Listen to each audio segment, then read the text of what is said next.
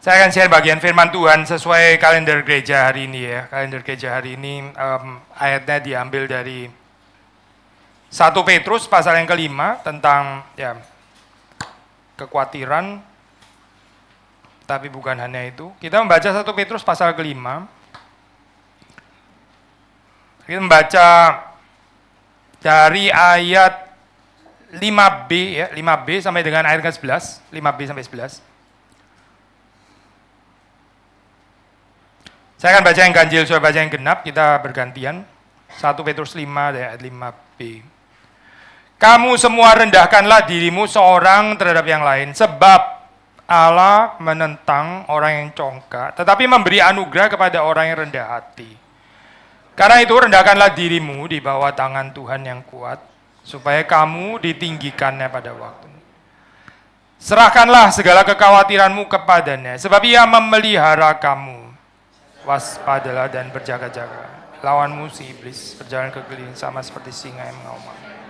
Mencari orang yang dapat ditelannya.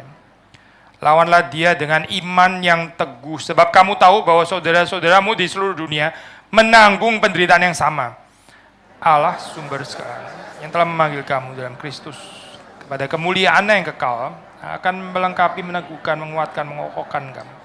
Sesudah kamu menderita untuk sementara. Dialah yang punya kuasa sampai selama-lamanya. Amin.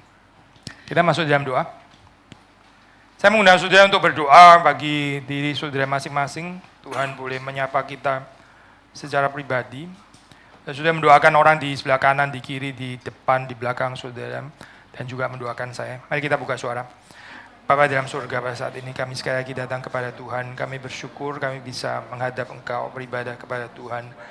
Kami tahu kami tidak layak, tapi di dalam belas kasihan, penyucian, karena kebenaran Kristus, pengampunan dosa, kami boleh datang pada saat ini. Kami berdoa renungan firman Tuhan ini, Tuhan berkati, Tuhan membangunkan kerohanian kami. Kami diberikan hati yang mau menerima firman Tuhan, yang mengoreksi, yang menguatkan, yang menghibur, yang mendorong, yang membakar hati kami. Berkati hamba-Mu, berkati kami semua. Berkati juga untuk kebaktian sekolah minggu, guru-guru yang mengajar. Tuhan beri kuasa, anak-anak dari kecil boleh mengenal Engkau. Demi Yesus Kristus kami berdoa, kami bersyukur. Amin. Sudah, saya percaya salah satu tema yang ini ya, laris kita hamba Tuhan itu tahu ya, itu topik-topik yang laris itu apa, salah satunya itu kekhawatiran. Ya, tapi saya bukan pilih tema ini karena laris ya, saya bukan gitu. Tapi karena ini mengikuti kalender gereja, memang pas ayatnya ada di sini gitu. Tapi sepertinya selama kita berada di dalam dunia, kita masih nggak bisa sepenuhnya bebas daripada kekhawatiran. I think kita perlu address, membicarakan hal ini ya. Dan waktu kita baca perikop ini, saya mau mengajak saudara untuk membaca tentang kekhawatiran ini dari bukan cuma tentang kekhawatiran itu sendiri, tapi di dalam kaitan dengan ya paling tidak atau setidaknya ayat-ayat yang lain dari 5b sampai dengan 11 ya, setidaknya gitu. Maksudnya kita melihat dari kaitannya dengan kekhawatiran itu.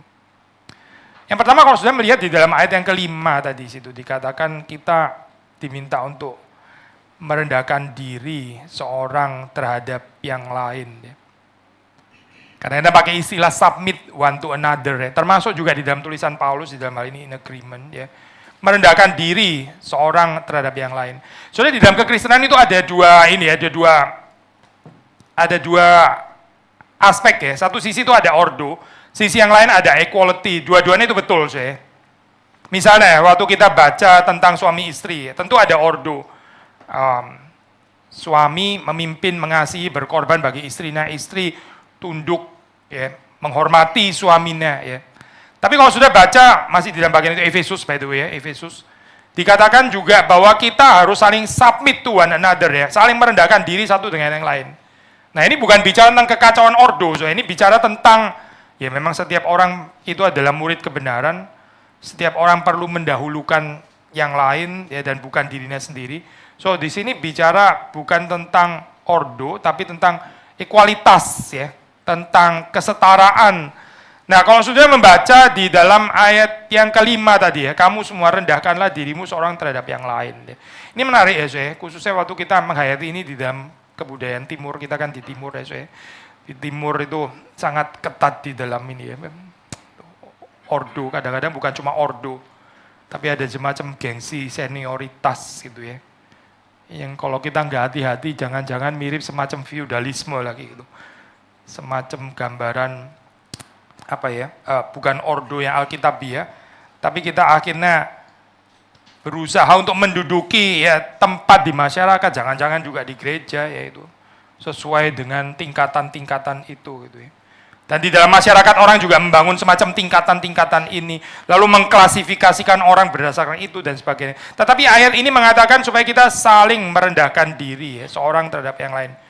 Bukan cuma yang muda terhadap yang tua saja, bukan cuma perempuan terhadap laki-laki, tapi juga laki-laki terhadap perempuan, yang tua juga merendahkan diri ya, terhadap yang muda. Ya. Ini yang saya percaya keluar daripada batasan kebudayaan Timur. Ya. Dasarnya sederhana, ya dasarnya sederhana, karena Allah menentang orang yang congkak ya di dalam relasi apapun itu. Allah menentang orang yang congkak. Orang yang congkak itu nggak mengenal anugerah Tuhan, ya. Tapi orang yang rendah hati itu mengenal dan mengakui anugerah Tuhan. Apalagi kita di dalam tradisi teologi reform ya, kita sangat ditekankan pentingnya teologi anugerah. Seluruh kehidupan kita ini adalah kehidupan yang diberi ya, kehidupan yang diberi. Saudara dan saya ini menerima anugerah Tuhan, ya. Keluarga, ya. Keselamatan sudah pasti. Tapi juga pekerjaan, ya, kemungkinan bisa berkarya, bisa bekerja, semua itu adalah anugerah Tuhan. Nah, orang yang terus-menerus menghayati kehidupan ini sebagai yang diberikan oleh Tuhan, ya, diberikan oleh Tuhan, dan bukan apa yang dia usahakan sendiri dengan kekuatannya, dengan seluruh kehebatannya, kebijaksanaannya dan sebagainya. Itu yang disebut dengan orang yang rendah hati. Allah menentang orang yang congkak, tapi memberi anugerah kepada orang yang rendah hati. Apa sih kaitannya dengan kekhawatiran di sini, Saudara? Kalau kita boleh relate langsung dengan kekhawatiran ya. Orang yang khawatir itu ya, Saudara, somehow gak rendah hati gitu. Orang yang khawatir itu ada semacam kecongkaan ya. Biasanya kalau kita menghadapi orang khawatir, kita berusaha untuk menenangkan dia supaya dia nggak terlalu khawatir gitu ya. I think agak jarang ya, Saudara, orang yang khawatir terus kemudian malah sudah khawatir malah di-review, kamu ini congkak gitu. Bisa kaget dia. Saya ini sudah hidup khawatir, kamu datang bukan menghibur malah menuduh saya orang congkak. Tapi apa sih kaitannya kecongkaan dengan kekhawatiran ya? Kecongkaan itu adalah melihat hidup bukan sebagai anugerah Tuhan, tapi sesuatu yang kita perjuangkan sendiri ya. Dan kita tahu ya, waktu kita perjuangkan sendiri kan kadang berhasil, kadang nggak berhasil gitu. Kadang sesuai dengan keinginan kita, kadang nggak sesuai dengan keinginan kita gitu. Kadang sesuai dengan bayangan kita, kadang nggak sesuai dengan bayangan kita. Lalu kita menjadi khawatir ya. Tapi di sini dikatakan orang yang belajar ya, meletakkan dirinya di dalam pemeliharaan Tuhan. Yaitu orang yang rendah hati. Hidup ini dipelihara oleh Tuhan. Tentu ini nggak usah dibenturkan, oh kalau gitu saya nggak usah bertanggung jawab, saya nggak usah ngapa-ngapain. Bukan itu, saya nggak ngomong itu ya. Ini orang yang suka pelintir firman Tuhan. Bukan itu maksudnya. Saudara dan saya tentu tetap ada tanggung jawab, kita harus berkarya, kita harus berusaha, betul. Gitu. Tapi tetap bagaimana melihat hidup ini sebagai hidup yang diberi oleh Tuhan, hidup yang dipelihara oleh Tuhan. Bukan sesuatu yang kita usahakan dengan kekuatan kita sendiri. Nah itu kecongkaan ya. Kecongkaan kalau kita melihat keluarga itu adalah hasil kerja keras kita gitu ya. Kecongkaan kalau kita melihat pelayanan itu karena kesetiaan kita ya, karena pengorbanan kita. Kecongkaan kalau kita melihat pengetahuan yang ada pada kita itu karena kita memang invest untuk bisa dapat pengetahuan itu dan sebagainya. Itu kecongkaan itu. Hidup itu diberikan oleh Tuhan dan hidup itu dipelihara oleh Tuhan. Ada kebahagiaan deh di dalam kehidupan seseorang yang mengerti anugerah Tuhan, karena orang ini bukan hanya tidak khawatir, tapi dia bisa membagi gitu. Hidupnya itu ada bebas, dia bisa membagi gitu. Orang yang khawatir itu ya, khawatir itu berpusat kepada dirinya sendiri. Ya, everything itu tentang dia. Tentang dia ini nggak harus cuma pribadi dan individu loh, kadang-kadang bisa agak luas ya. Keluargaku, ya. Tapi intinya tetap ku sih sebenarnya, keluarga. Tapi keluargaku. Ya. Ini bukan melihat keluarga sebagai orang lain yang dipercayakan Tuhan untuk hadir di dalam kehidupan saudara dan saya, bukan. Tapi lihat keluargaku, ya. Dompetku, ya ini dompetku, ya dompetku, bukan apa yang diberi Tuhan di dalam kehidupan kita, tapi dompetku. Atau ini gerejaku, ya bisa juga sih gerejaku. Atau negaraku, ya negara itu sudah besar sekali loh, saya besar itu kan bukan kampung ya, tapi tetap belakangnya itu tetap perspektifnya adalah ku, tetap tentang saya gitu. Kalau bukan negaraku ya sudah itu kan bukan urusan saya. Pokoknya everything yang ada kaitan dengan aku, ya itu saya boleh khawatir, saya boleh sombong, saya boleh banggakan dan sebagainya. Ya ini loh saya sekali lagi ya, gak kompatibel ya dengan teologi anugerah gitu. Teologi anugerah itu kan bukan jargon ya, bukan slogan, bukan semboyan, tapi sesuatu yang seharusnya itu mendarah daging, embodied, yang kita hayati di dalam kehidupan kita ya. Menghayati teologi anugerah juga bukan menjadi orang yang inferior, bukan. Ini bukan jadi orang yang minder, jadi orang yang gak ada percaya diri dan sebagainya. Bukan itu juga, bukan. Tapi ini simply ya mengakui hidup ini diberi oleh Tuhan. Hidup ini diberkati oleh Tuhan, hidup ini ditopang oleh Tuhan, dan hidup ini dipelihara oleh Tuhan. Orang yang mengambil kehidupan itu sebagai yang dia usahakan sendiri, ya, dan dia berusaha untuk memelihara dirinya sendiri, berusaha untuk memelihara keluarganya sendiri, ya dia akan banyak khawatir, karena dia seperti nggak percaya Tuhan itu memelihara kehidupannya. Heidelberg Katekismus ya, Katekismus Heidelberg itu pertanyaan pertama ya. What is your only comfort in life and in death? Apa penghiburanmu satu-satunya di dalam kehidupan ini dan juga di dalam kematian? Penghiburan satu-satunya ya. Lalu dijawab bahwa aku bukan milikku sendiri, tapi aku milik Yesus Kristus dan seterusnya. Kalimatnya masih panjang terusannya. Sampai bicara juga tentang bagaimana Tuhan yang memelihara even ya. Rambut yang jatuh itu bukan tanpa kehendak Tuhan. Sangat detail ya pemeliharaan Tuhan. Sampai hal-hal yang kita nggak care, sampai hal-hal yang kita nggak peduli ya. Rambut rontok satu ya. Kalau rontok 100.000 masalah ya. Kalau satu ya apa artinya lah, saya toh masih ada sisa banyak. Rontok 10 juga masih oke. Tapi rontok satu saja ya, itu Tuhan harus tahu dan Tuhan harus menetapkan gitu. Berarti hal-hal yang saudara dan saya sudah nggak peduli lagi untuk kita care, Tuhan itu masih care ya. Tuhan itu masih care. Kalau ada yang paling care, ada yang paling peduli dengan kehidupan saudara dan saya, itu bukan saudara. Juga bukan orang tua saudara, bukan anak, bukan istri, bukan suami. Tapi Tuhan. Dan ini untuk penulis Katekismus Heidelberg, itu penghiburan itu. Penghiburan kalau saya ini nggak memiliki diri saya sendiri. Coba saudara kontraskan dengan kehidupan orang modern ya. Bangga kalau memiliki sendiri. Merasa bangga kalau memiliki. Tapi kalau menurut penulis Katekismus Heidelberg, memiliki sendiri itu kecelakaan. Kalau keluarga itu adalah milikmu dan kamu celaka sih kayaknya. Kalau hidup itu milikmu sendiri ya, itu kamu celaka, then you are on your own. Dan ya sudah, silakan struggle sendiri. Kan milikmu toh, ya sudah lu urus sendiri, milikmu kok soalnya. Tapi bahagia kalau kita bisa mengerti bahwa hidup itu dimiliki oleh Tuhan. Nah, Tuhan yang memiliki kita, dia juga akan memelihara kita. Allah menentang orang yang congkak, orang yang berusaha memiliki dirinya sendiri. Orang yang merasa hidup ini di dalam pemeliharaannya dan bukan di dalam pemeliharaan Tuhan. Tetapi Tuhan Allah, dia memberi anugerah kepada orang yang rendah hati.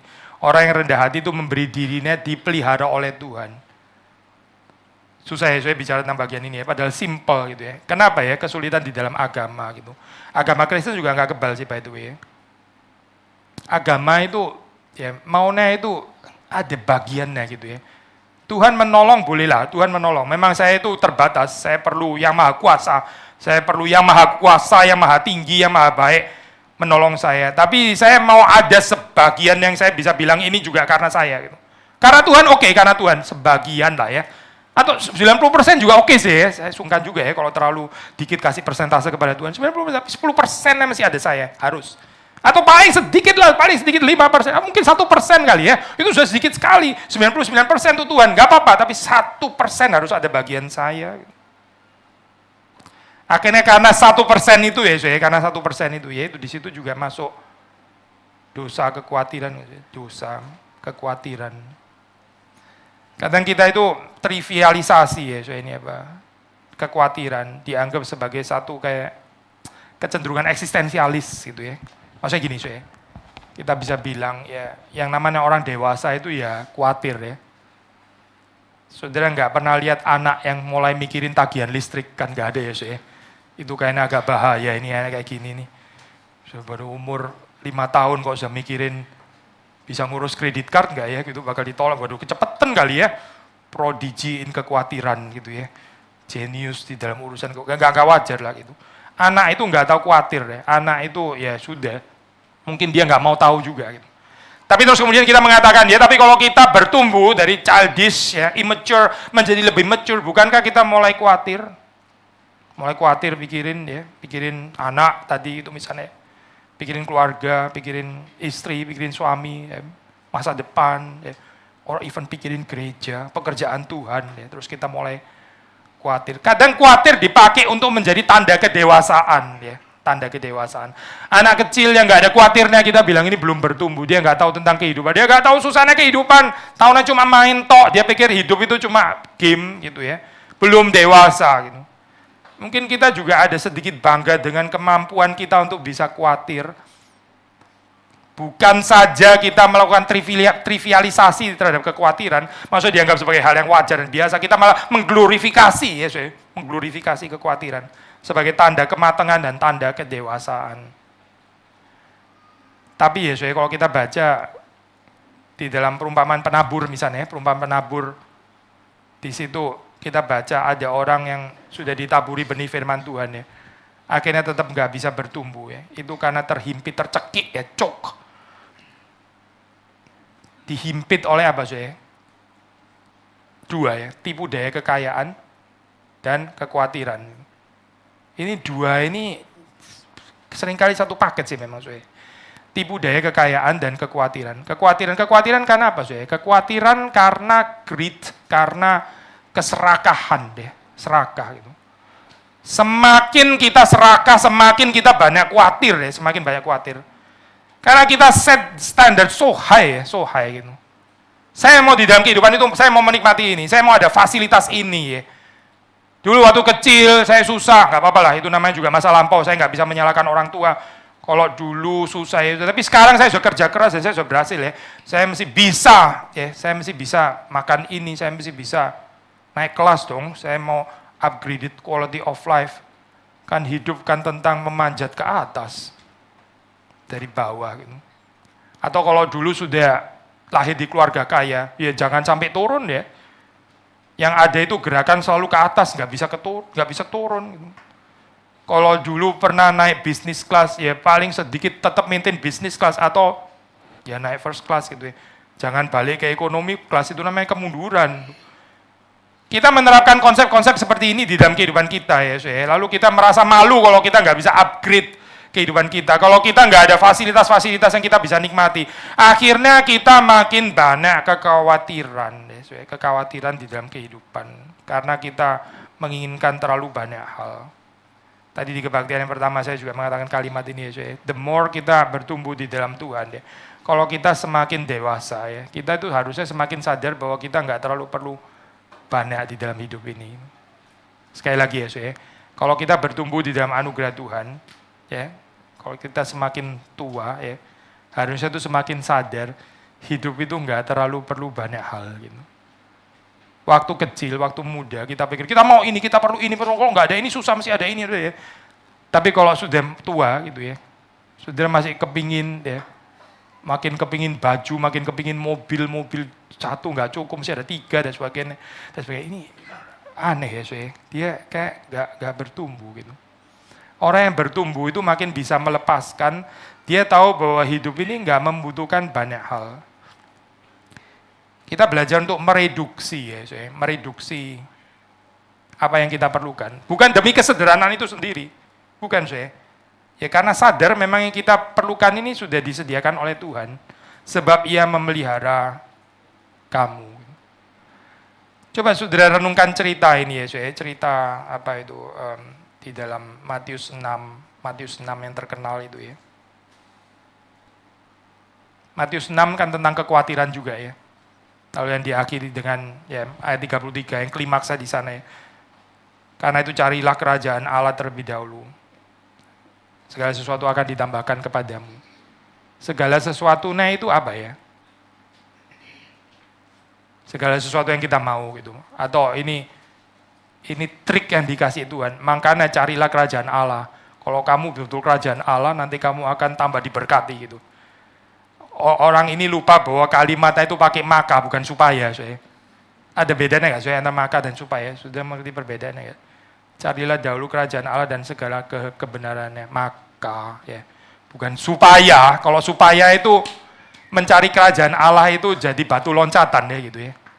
Supaya kalimat berikutnya itu goalnya gitu. Saya cari kerajaan Allah terlebih dahulu. Saya melayani terlebih dahulu. Saya cinta Tuhan terlebih dahulu. Supaya segala sesuatu ya, segala sesuatu yang saya mau, yang saya inginkan diberikan semua. Ya ini goalnya gitu.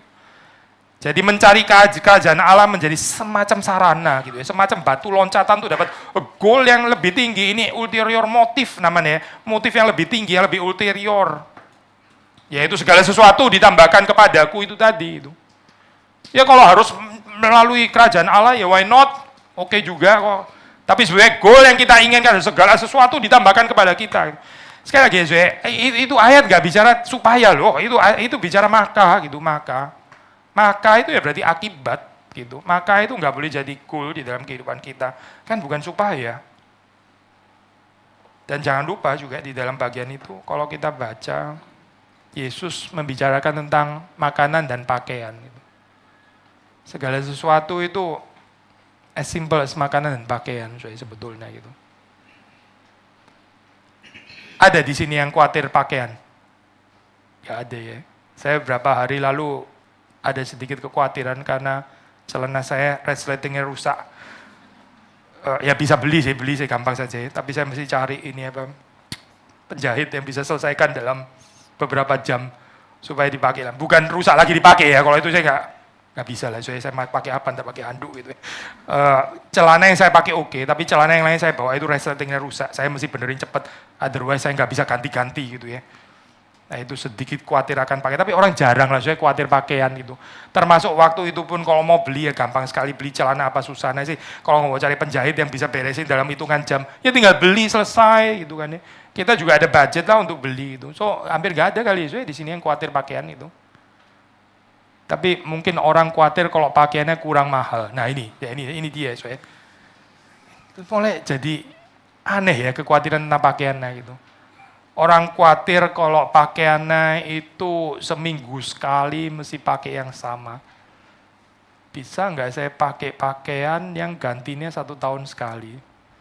Berarti saya punya 365 kali 2 pakaian. 1 tahun yang akan datang baru ketemu saya pakai pakaian yang sama. Saya khawatir kalau nggak bisa punya pakaian 365 kali 2. Belum lagi kalau kena tahun kabisat 366 tambah lagi 1, 2, dan seterusnya.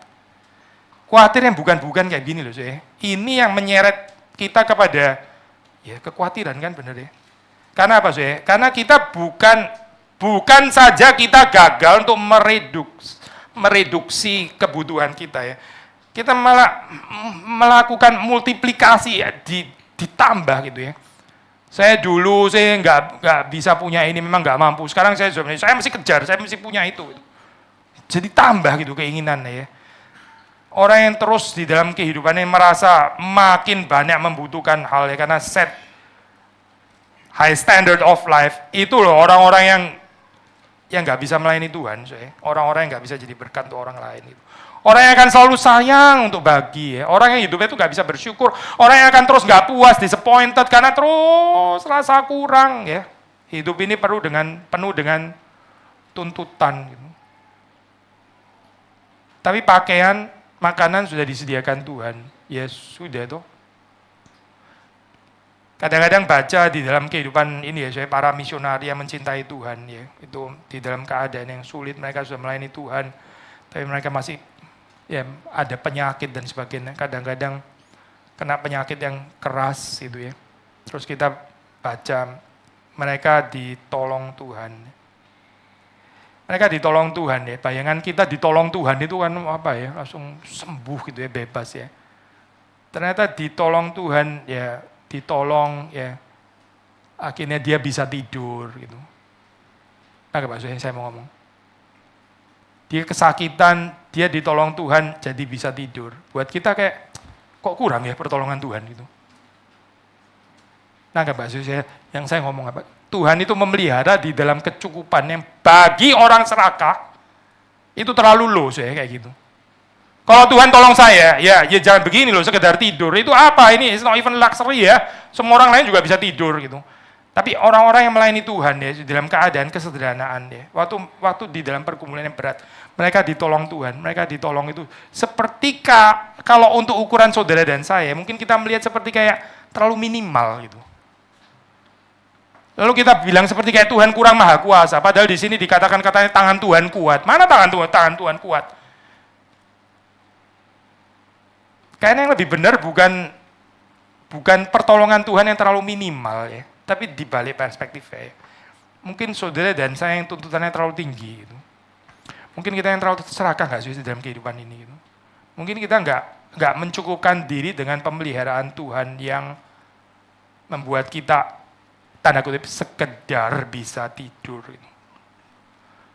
Saya pernah pelayanan di satu tempat yang ada jemaat yang tidur aja susah, tidur aja susah loh. Dan dia bukan orang yang kekurangan deh, dia sangat punya resources di dalam itu. Tapi tidur aja susah, bergumul itu, tidur itu bergumul saya. Kadang-kadang pikirin hal ini ya, kita bisa tidur itu juga sudah pemeliharaan Tuhan. Tapi kita anggap seperti sepi ya, kita anggap normal gitu. Kita mau yang lebih pedes gitu ya. Saya di Manado, kepedesan saja di sini. Ini bukan ini ya, sedang mengkritik culture saudara gitu. Dulu waktu saya kuliah di Heidelberg itu profesor saya pernah ngomong satu kalimat yang agak menyinggung sebetulnya ya, tapi saya pikir ada benernya. Dia bilang ya bedanya ya kalau makan makanan ini ya, timur itu apa ya bumbunya itu overstimulasi.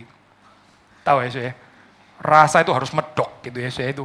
Kalau enggak itu kurang afdol gitu misalnya. Kalau cuma salt and pepper, apa ini? Salt and pepper tahun berapa ini? Salt and pepper gitu ya, kolonialisme sudah terjadi. Lu sudah ambil rempah-rempah dari Indonesia, masih salt and pepper, come on lah gitu maksudnya.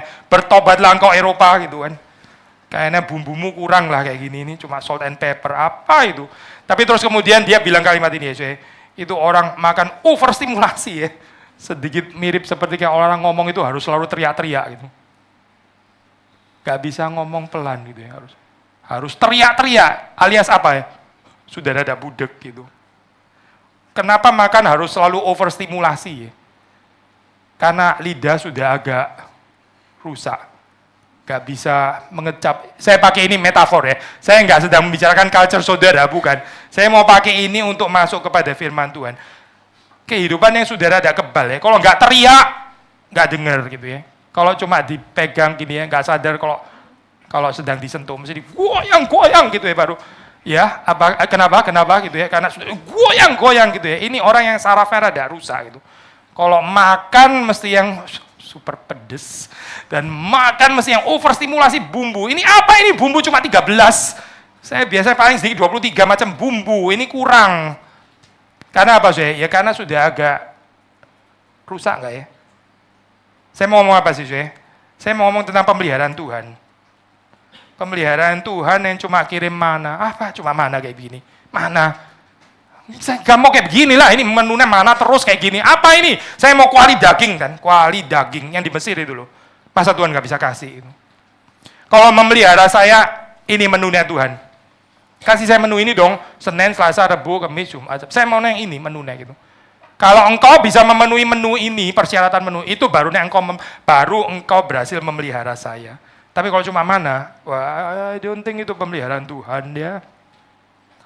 Bukankah seringkali di dalam kehidupan kita gagal mengucap syukur ya, karena kita nggak bisa lihat pemeliharaan Tuhan yang sederhana gitu. Karena kita set the standard so high, terlalu tinggi ya, terlalu tinggi. Sampai kita nggak bisa bersyukur, nggak bisa tersentuh, nggak bisa terharu. Akhirnya kita jadi orang-orang yang cenderung entitled, deserve ya. Kita merasa kita layak di dalam banyak hal, ya. Layak ditolong, layak dilayani, layak dihormati, layak dipuji, semuanya layak, ya. Dan nggak ada yang terlalu mengagumkan kita. Wajar saya mengalami perlakuan kayak gitu, wajar. Ya memang saya gitu kan ya. Memang saya di situ. Kadang-kadang ya saya melihat kehidupan orang miskin ya, betul bisa lebih bahagia ini daripada orang yang kaya gitu, karena mereka bisa lebih peka daripada pertolongan Tuhan yang sederhana gitu. Ini bukan Alkitab diskriminasi terhadap orang kaya, bukan gitu. Tapi orang kaya itu seringkali yang paling nggak bisa bersyukur ya. Orang lain bisa naik kendaraan sudah bersyukur, buat dia ini kenapa terlalu rendah naik kendaraan kayak begini. Orang lain nggak jalan bisa naik kendaraan aja sudah bersyukur. Ini kendaraan apa ini kayak gini? Susah ya, saya melihat perbuatan Tuhan, melihat pemeliharaan Tuhan. Saya balik ke ayat 6 ya, saya. Ayat 6 di sini dikatakan karena itu, karena apa? Ya karena tadi ya, karena Allah menentang orang yang congkak dan dia memberi anugerah ya kepada orang yang rendah hati. Karena itu ya, rendahkanlah dirimu di bawah tangan Tuhan yang kuat. So, istilah tangan Tuhan yang kuat ini ya, ini satu motif ya, so, kalau di dalam Alkitab, terutama di dalam Perjanjian Lama, istilah tangan Tuhan yang kuat, God's mighty hand, itu mengingatkan kita kepada peristiwa keluaran. Itu Tuhan mengeluarkan Israel dari Egyptian bondage dengan tangan yang kuat, God's mighty hand. Itu mengingatkan kita dengan peristiwa keluaran, Tuhan yang membebaskan umatnya dari cengkraman, oppression, worldly empire, yang namanya Mesir itu ya. Apa hubungannya ini sesuai dengan kekhawatiran? Ya kita sekarang sih nggak sedang dijajah, negara kita juga sudah merdeka dari kapan-kapan. Tapi bukankah di dalam hidup memang bisa ada Mesir, semacam pressure ya, yang terus kemudian kita mungkin nggak sadar, kita menjadikan itu sebagai idol, berhala di dalam kehidupan kita. Lalu kita di-enslave, kita diperbudak oleh itu ya, dan karena itu kehidupan kita jadi banyak khawatir. Nah gitu. Saya khawatir kalau saya nggak bisa bersaing dengan ini, saya khawatir kalau saya nggak bisa lebih daripada yang itu. Ini dari mana ya saya cerita ini? Ini kan semacam Mesir nggak sih? Siapa yang taruh cerita itu di dalam kehidupan saudara ya? Saya harus lebih daripada orang ini, saya harus begini. Ini standar dari siapa yang taruh sih? Bukankah ini mirip dengan Egyptian Empire gitu? Lalu orang rela lagi ya, diperbudak oleh itu ya. Dia mati-matian seumur hidup untuk bisa kejar itu ya, pressure yang dia ditaruh itu ya. Pressure dari mana? Itu bukan Kristus, tapi itu sesuatu yang lain ya. Dan kita banyak khawatir karena hal itu ya. Kita akhirnya menjadi orang-orang yang penuh dengan kekhawatiran. Ironisnya ya, waktu di sini dikatakan rendahkan dirimu di bawah tangan Tuhan yang kuat. Tangan Tuhan yang kuat itu justru membebaskan kita dari ideologi-ideologi, daripada worldly narrative, narasi-narasi duniawi ya. Mesir itu ya, Babilonia, Romawi, kekaisaran kosong itu. Kan Tuhan membebaskan kita dari sana ya, dengan tangannya yang kuat. Tapi manusia lebih suka untuk menaruh dirinya kepada Mesir. Karena di Mesir ada kuali daging, di Mesir ada fasilitas. Di Mesir nggak ada tabernakel, nggak ada bait suci, nggak apa-apa sih. Ya nggak apa-apa, saya lebih tertarik dengan kualitas kuali daging. Ya. Hidup ini apa kalau bukan tentang makan enak? Hidup ini apa kalau tentang bukan comfort penghiburan tadi ya, tapi comfortable living. Lalu kita nggak sadar kita mengejar ini ya. Dan kita masih bilang kita Kristen lagi. Apa urusannya saudara ini dengan Kristen? Kehidupan yang penuh dengan kekhawatiran, ya saudara. Perhaps kekhawatiran itu yang mendatangkan adalah kita sendiri.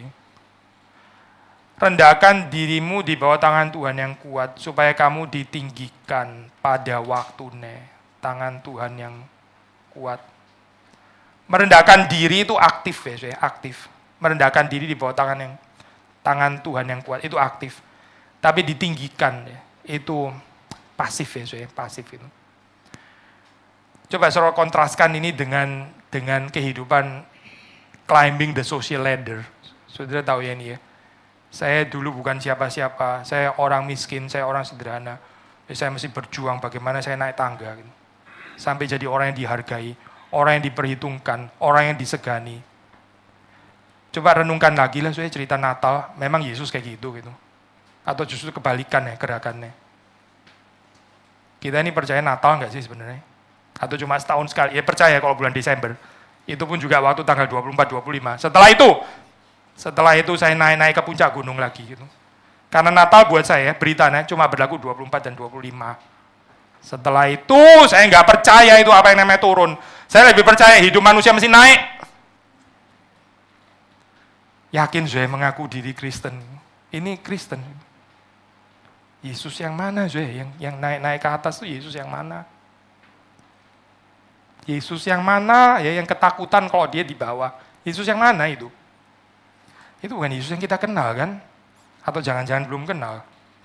Kalau kita mengenal Yesus yang di dalam Alkitab, kita tahu Yesus yang di Alkitab itu turun, bukan naik. Dia nggak tertarik untuk naik.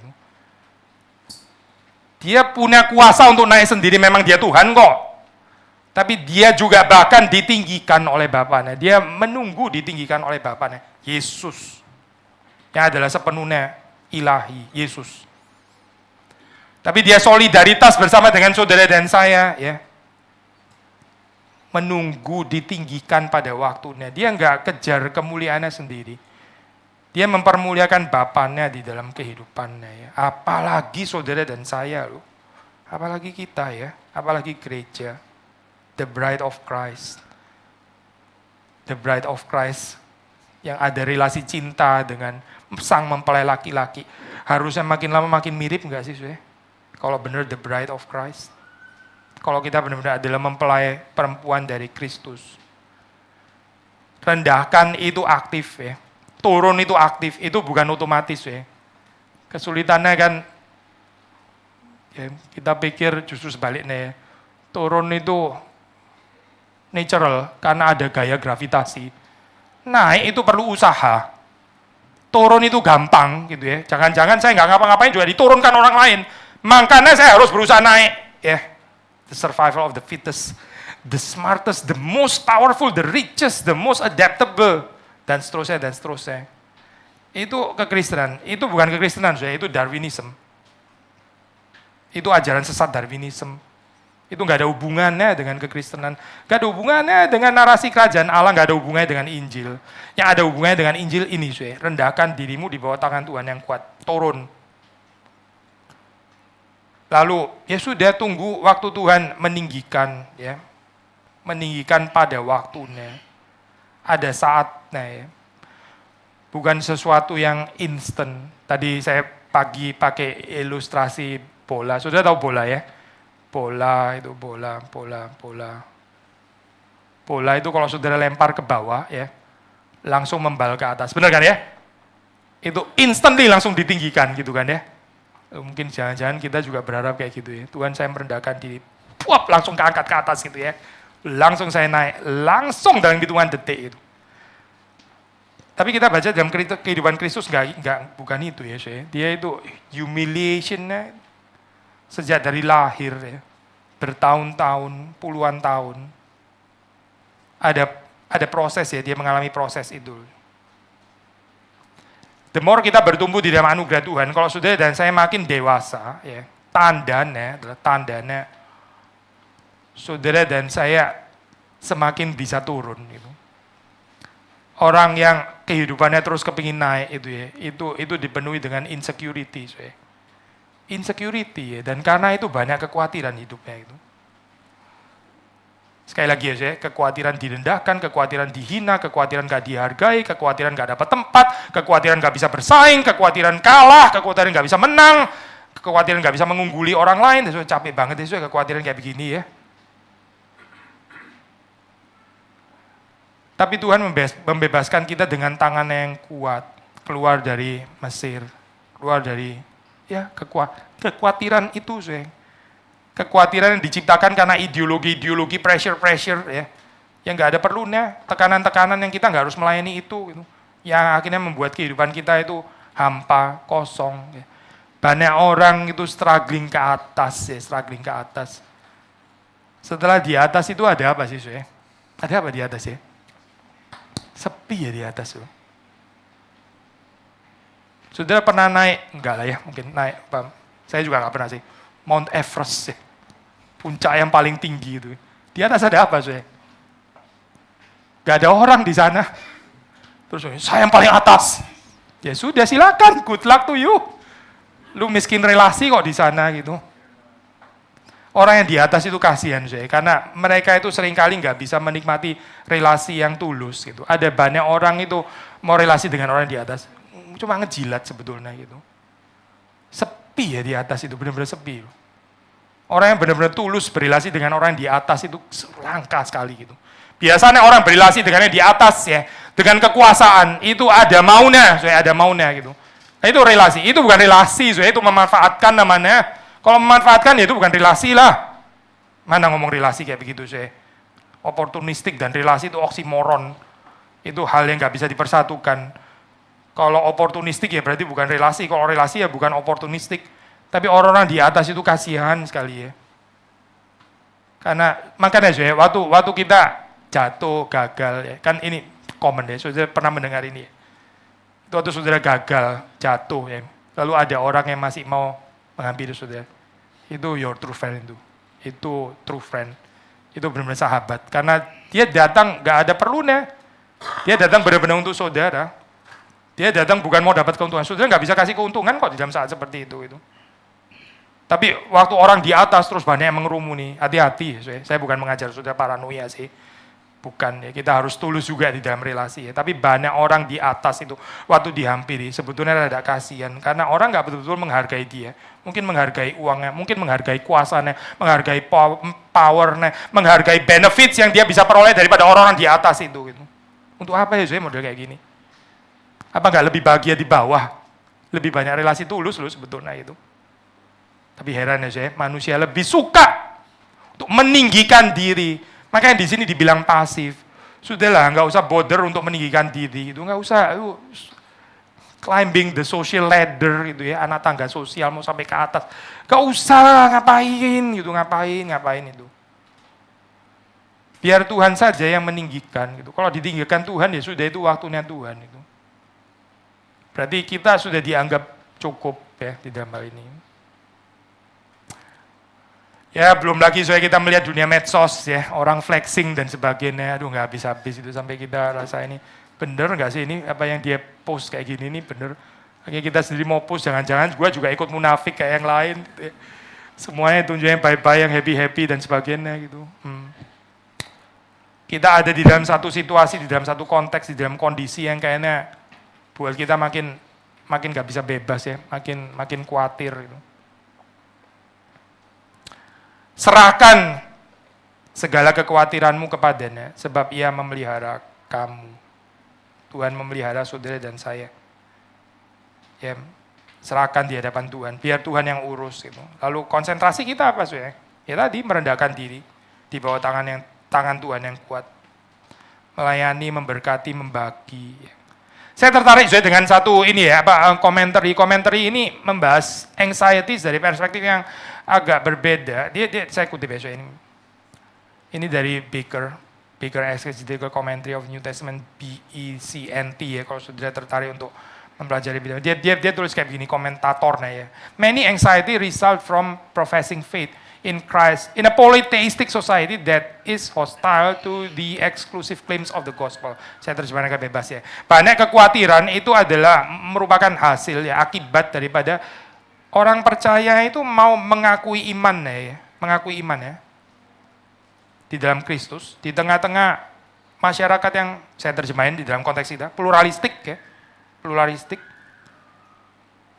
Dan masyarakat yang pluralistik ini hostile ya, kasar ya, terhadap klaim bahwa Kristus itu satu-satunya Tuhan dan Juru Selamat. Orang nggak bisa terima ini. Kalau orang bilang Kristus salah satu penolong, nggak ada masalah sih. Ya. One among others. Oke, memang cocok dengan pluralisme. Tapi di dalam zaman pluralisme masih berani mengaku Yesus satu-satunya. Gitu. Di luar Yesus nggak ada keselamatan. Di luar Yesus nggak ada pengharapan, nggak ada penghiburan sejati, nggak ada kebahagiaan sejati, nggak ada jalan keluar manusia berdosa. Nah ini klaim eksklusif kayak begini. Tapi bukankah ini panggilan saudara dan saya di tengah-tengah zaman yang nggak ada arah, yang mencari-cari, yang miserable ini. Lalu ada anxieties di sini ya. Anxiety di dalam pengertian apa sih? Anxiety karena ya bisa takut ya, takut. Ini kan perlu keberanian deh seperti ini gitu. I think salah satu temptation pencobaan di dalam kehidupan ini ya, itu play safe ya. Play safe, kita nggak berani ngomong gospel, apalagi kalau itu menyinggung. Kalau kita ngomong gospel di dalam tatanan idea, ya mungkin masih oke ya. Tapi begitu kena kebentur dengan worldly naratif, dengan korupsi ya, dengan ketidakjujuran, ketidakadilan, dengan kemunafikan ya, dengan kesombongan, kecongkaan, dengan triumfalisme dan seterusnya. Ini kita bisa, aduh, bahaya ya ngomong kayak begini. Nanti saya dianiaya. Nanti saya dikucilkan, nanti saya dibenci, nanti saya disingkirkan, nanti saya kehilangan pekerjaan dan sebagainya. So, play safe ya. So, ya. Temptation bukan sampai melakukan kejahatan bagaimana, simply play safe aja gitu. Dulu banyak orang play safe ya, so, ya. Waktu Hitler sudah mulai naik gitu. Banyak orang play safe, takut gitu. Karena Hitler memang powerful waktu itu, ya sudahlah. Toh saya nggak ekstra menganiaya orang Yahudi kan, saya nggak ikut menganiaya loh, kan yang menganiaya dia. Jadi menganiaya, sudah itu dia yang tanggung jawab, saya diam. Nggak usah ngomong apa-apa ya. Takut deh saya, karena apa ya? Karena itu at the expense of kita punya security ya. At the expense keamanan keluarga kita, perhaps keamanan gereja kita dan seterusnya. Akhirnya kita memilih untuk diam. Lalu kita menjadi khawatir. Masih dari komentar ini ya, dia mengatakan, makanya ya, itu banyak orang itu khawatir untuk dirinya sendiri. Karena di dalam hidup itu mau striving, ya, dia berusaha untuk securing, memastikan, mengamankan, ya, membuat pasti kehidupannya sendiri.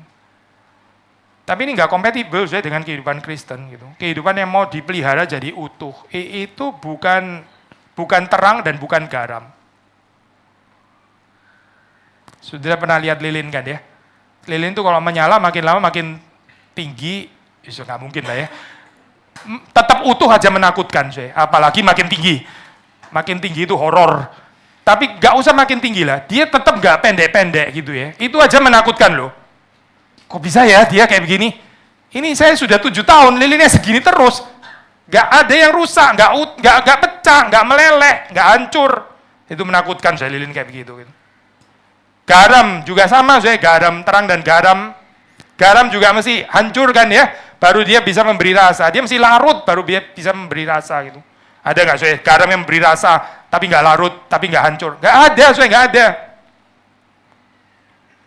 So kehidupan kekristenan yang mau dipelihara utuh, ya.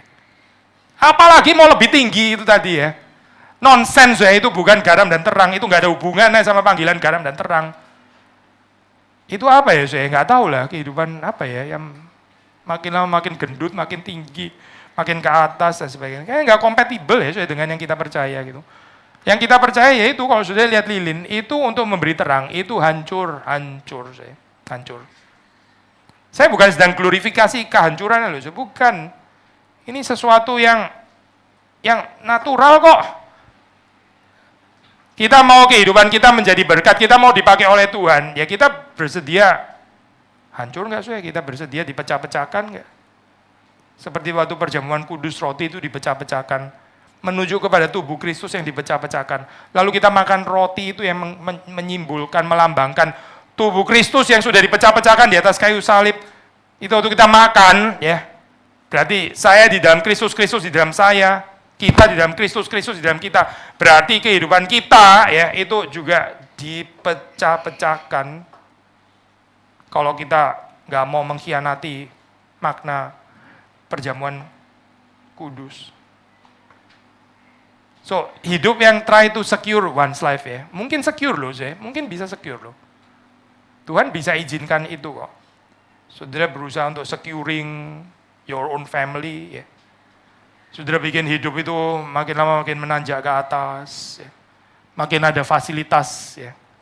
Bisa loh, bisa dikasih Tuhan, bisa dibiarkan. Orang di cerita di Exodus, mereka minta daging. Tuhan kasih loh. Mana ini dagingnya? Kita di Mesir makan daging. Oke, saya kasih kamu. Puyuh ya.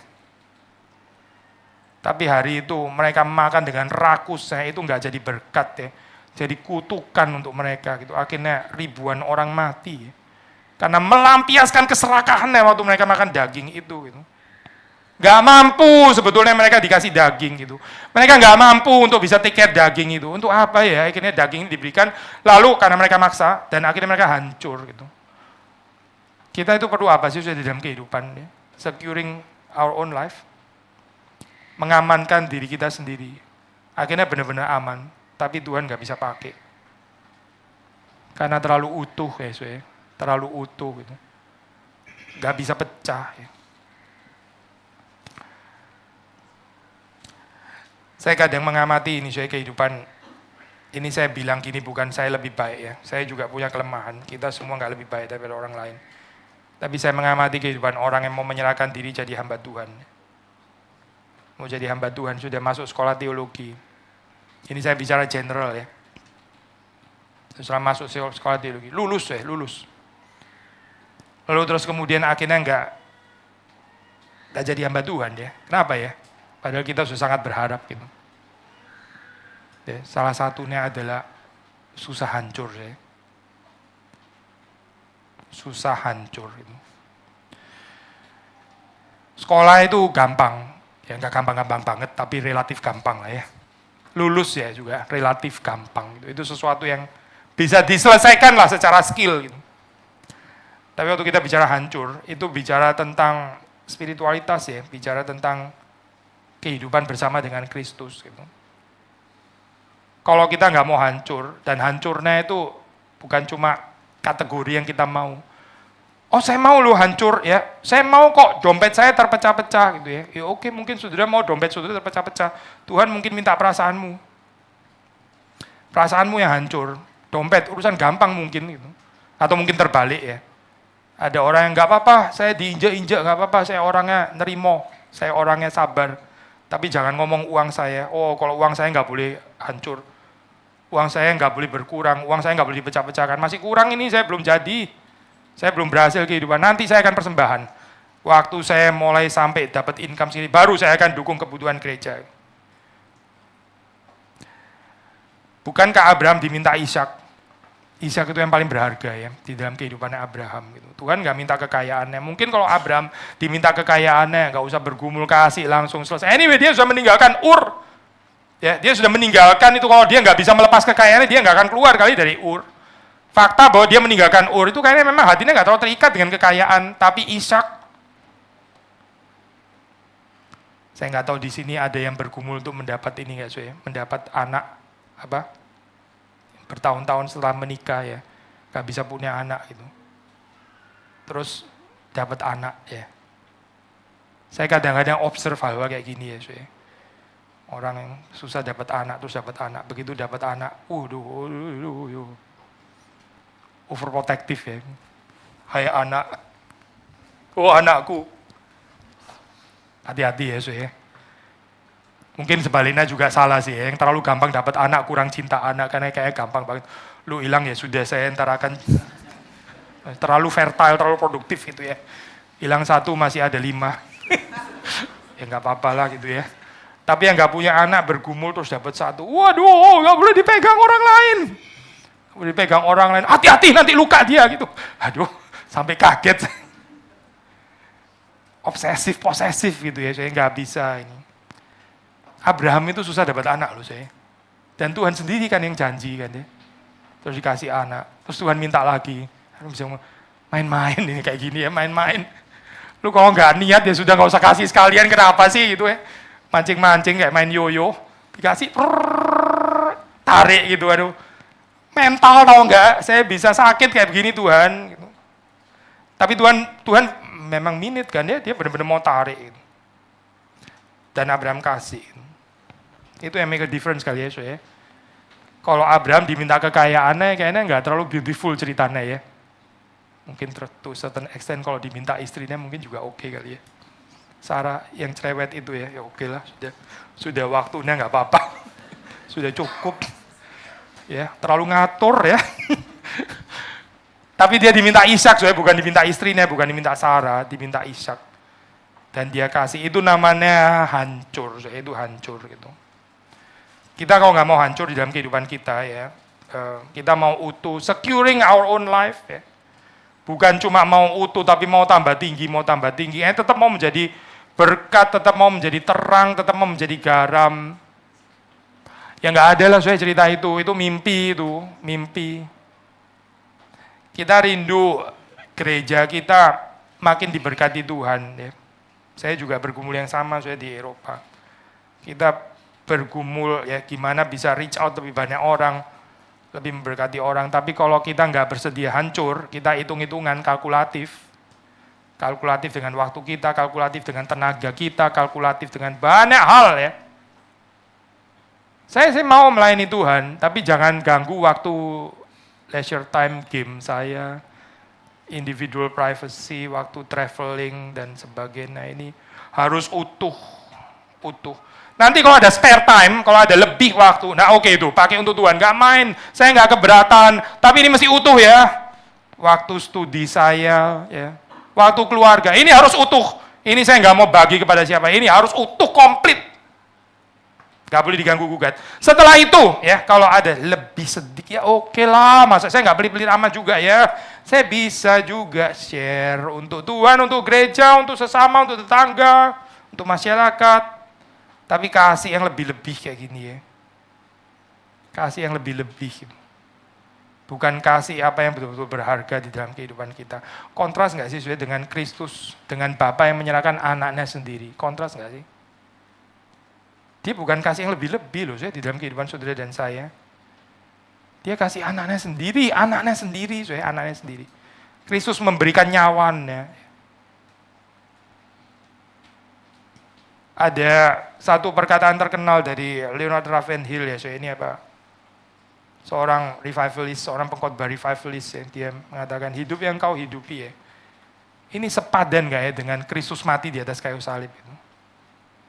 Kristus mati di atas kayu salib pengorbanannya itu. Ini hidup yang katanya ditebus oleh Kristus. Ini sepadan gak sih sebetulnya gitu? Kita menghidupi hidup yang layak nggak ya dengan kematian Kristus? Kristus mati itu untuk ini gitu. Untuk hidup yang seperti ini. Wah itu perkataan tajam sekali ya, saya. I think kita perlu minta ampun kepada Tuhan ya, karena kita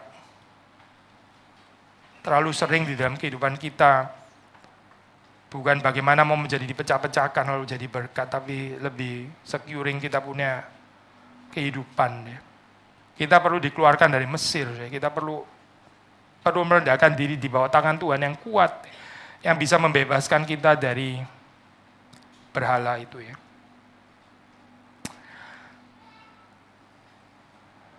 Mungkin 1-2 poin lagi. Saudara melihat di sini Petrus ya mengajak kita untuk waspada, berjaga-jaga. Karena lawan kita itu adalah iblis. Iblis bisa menabur kekhawatiran, ya, kehidupan yang berpusat kepada diri sendiri, membuat kita itu self-conscious, ya, sangat peka terhadap keinginan kita, kebutuhan kita, dan sebagainya. Terus ya itu apa? Hati-hati ya dengan kehidupan yang dilihat sebagai menyelesaikan problem yang nggak habis-habis. Kita selalu ada problem, saudara dan saya itu ada problem. Tapi hidup ini bukan dengan bagaimana menyelesaikan problem satu demi satu. Karena problem ini nggak habis-habis. Kalau kita tunggu problem selesai baru kita mau menjadi berkat untuk orang lain, ya nggak akan pernah waktu di mana kita nggak ada problem. Semua orang itu ada problem, hamba Tuhan juga ada problem, presiden juga punya problem pribadi juga. Semua orang ada problem, misionari itu juga ada problem, saudara pikir nggak ada problem mereka? Ada problem juga, gitu. Semua ada problem. Lalu ini kan itu keindahannya adalah despite di dalam hidup ini ada problem, dan mungkin problem belum terselesaikan, tapi bagaimana kita tetap bisa menyerahkan kehidupan ini kepada Tuhan, untuk Tuhan bisa pakai. Waspada dan berjaga-jaga, lawanmu si iblis berjalan keliling, mencari orang yang dapat ditelannya. Mungkin mencari orang yang dapat ditelannya dalam pengertian gimana, mungkin bukan dengan menghancurkan sampai orang itu babak belur karena jatuh di dalam dosa yang berat gitu ya. Bisa juga sih kayak gitu ya. Mungkin simply dengan memberi kekhawatiran. Mungkin orang itu nggak dibikin jatuh karena berzina lah, sampai merampok lah, membunuh lah. Nggak usah sampai ke sana sih, nggak usah. Kasih dia khawatir terus saja. Sudah dia ngurusin problemnya terus saja, sudah itu nggak selesai-selesai. Mulai dari genteng bocor, pipa lah, terus habis itu ini tembok yang belum dicat, anak sakit lah, keranjang lupa, belum beli ini. Terus bikin dia sibuk terus di situ, terus ya. Sampai dia sebentar lagi dia juga sudah mati. Hidupnya sudah hampir berakhir. Dan hidup ini terdiri dari apa? Terdiri dari menderita genteng bocor, terdiri daripada belanja, pilih bagaimana telur yang paling berkualitas, ikan yang paling segar, bio, organis gitu. Terus itu gitu. Selesai, sudah ketemu Tuhan gitu. Kalau apa? Tuhan, saya bersyukur saya sudah ketemu bio, organis. Itu di mana belinya gitu ya. Banggalah kepada saya karena saya tahu supermarketnya di mana. And that is Christianity.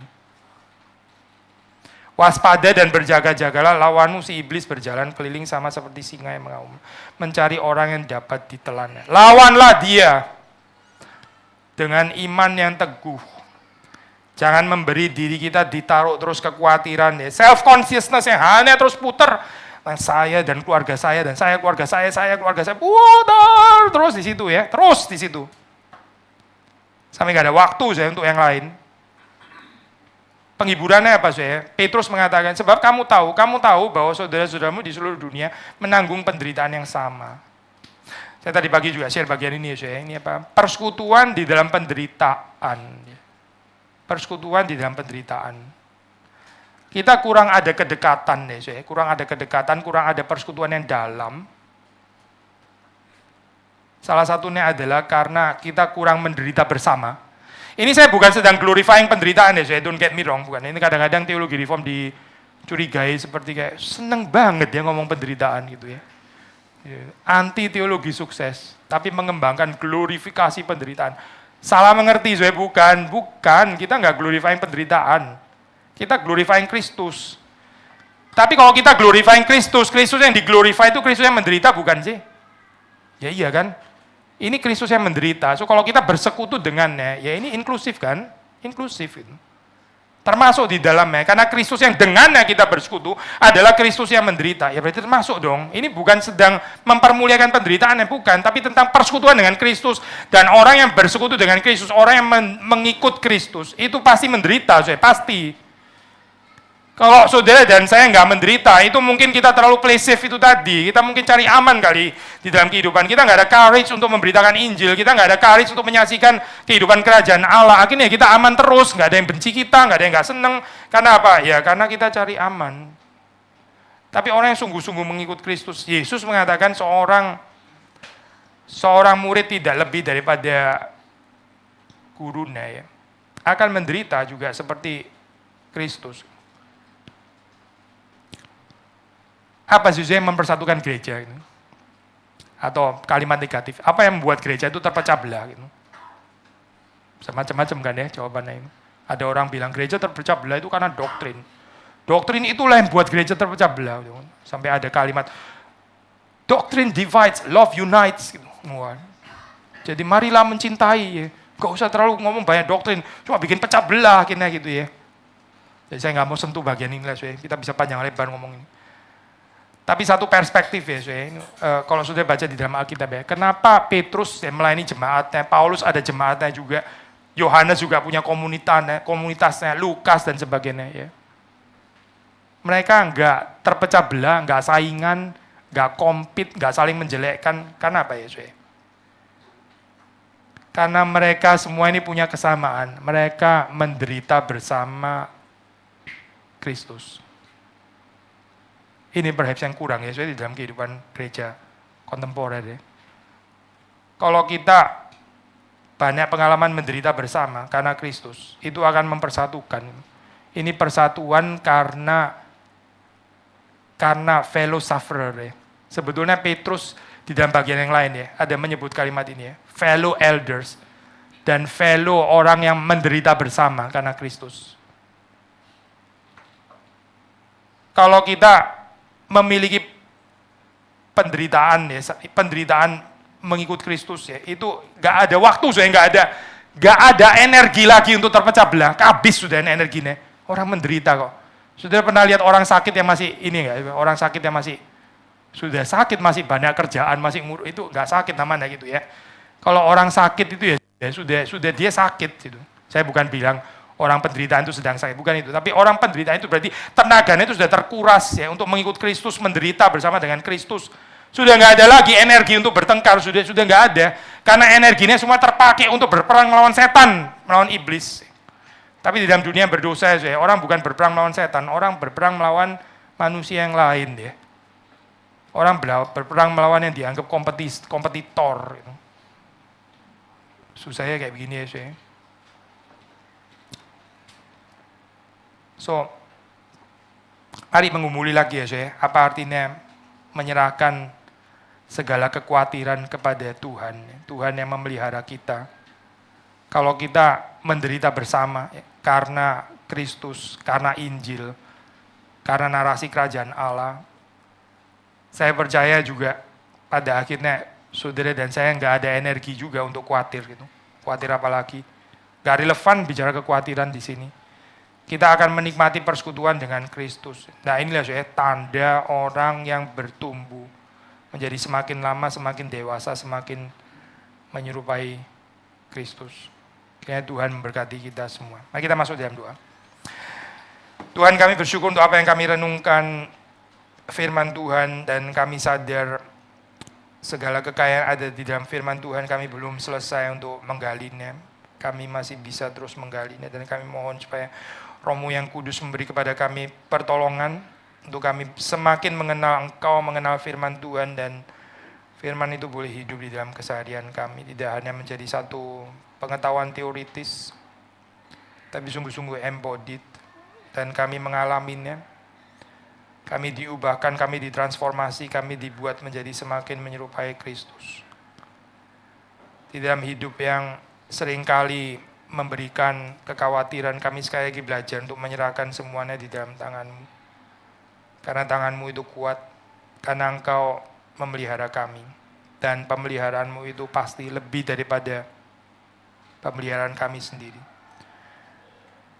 Tuhan, pertumbuhkan kami semua, pertumbuhkan jemaat-Mu, mempertumbuhkan kekristenan di tempat ini. Demi Yesus Kristus kami berdoa, kami bersyukur. Amin.